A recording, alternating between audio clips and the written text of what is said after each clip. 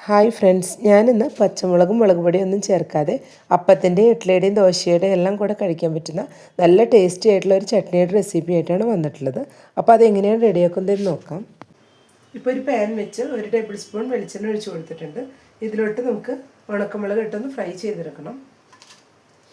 ഞാനിവിടെ 4 പിരിയൻ മുളക് 2 എരിവുള്ള മുളകാണ് ഇട്ട് കൊടുത്തിട്ടുള്ളത്. വീഡിയോ കണ്ടുകൊണ്ടിരിക്കുമ്പോൾ ഇഷ്ടപ്പെടുകയാണെങ്കിൽ ലൈക്ക് ചെയ്യാനും ഷെയർ ചെയ്യാനും സബ്സ്ക്രൈബ് ചെയ്യാനും മറക്കരുത്. കൂടെ തന്നെ സബ്സ്ക്രൈബ് ബട്ടൻ്റെ തൊട്ടടുത്തുള്ള ബെല്ലൈക്കൺ ഒന്ന് പ്രസ് ചെയ്ത ശേഷം അതിലുള്ള ഓൾ എന്നുള്ള ഓപ്ഷൻ ഒന്ന് എനേബിൾ ചെയ്ത് കൊടുക്കണേ. അപ്പോഴാണ് ഞാനിടുന്ന പുതിയ വീഡിയോസെല്ലാം നോട്ടിഫിക്കേഷൻസ് ആയിട്ട് എല്ലാവർക്കും ലഭിക്കുന്നത്. മുളകെല്ലാം ചൂടായി വന്നിട്ടുണ്ട്. ഇതിനെ ഒരു പാത്രത്തിലോട്ട് മാറ്റാം. ഇപ്പോൾ ഒരു മിക്സിയുടെ ജാർ എടുത്തിട്ട് ഒരു മുറി തേങ്ങ ചിരകിയത് ഇട്ട് കൊടുത്തിട്ടുണ്ട്. ഇതിലോട്ട് 3 ചുവന്നുള്ളി ചേർത്ത് കൊടുക്കാം. ഫ്രൈ ചെയ്ത് വെച്ച ഉണക്കമുളകും കൂടെ ചേർത്ത് കൊടുക്കുന്നുണ്ട്. ചെറിയൊരു പീസ് പുളി കൂടെ ചേർത്ത് കൊടുക്കാം. ഇതിലേക്ക് ആവശ്യത്തിനുള്ള ഉപ്പും കൂടെ ചേർത്ത് കൊടുക്കുകയാണ്. ആദ്യം ഇതെല്ലാം കൂടെ ഒന്ന് പൊടിച്ചെടുക്കാം.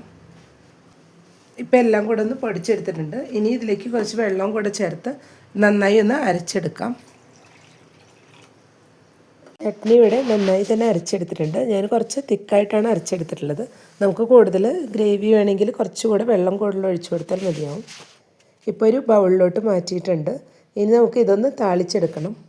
ഇതിനായി ഉണക്കമുളക് ഫ്രൈ ചെയ്ത് വെച്ച അതേ വെളിച്ചെണ്ണയിലോട്ട് ആദ്യം കടുക് ചേർത്ത് കൊടുക്കാം. ഞാനിവിടെ 1 ടീസ്പൂൺ കടുകാണ് ചേർത്ത് കൊടുക്കുന്നത്. കടുക് ഇപ്പോൾ പൊട്ടി വന്നിട്ടുണ്ട്. ഇനി ഇതിലോട്ട് 2 ഉണക്കമുളക് പൊട്ടിച്ച് വെച്ചതും കുറച്ച് വേപ്പിലയും കൂടെ ചേർത്ത് നന്നായി ഒന്ന് ഫ്രൈ ചെയ്തെടുക്കാം.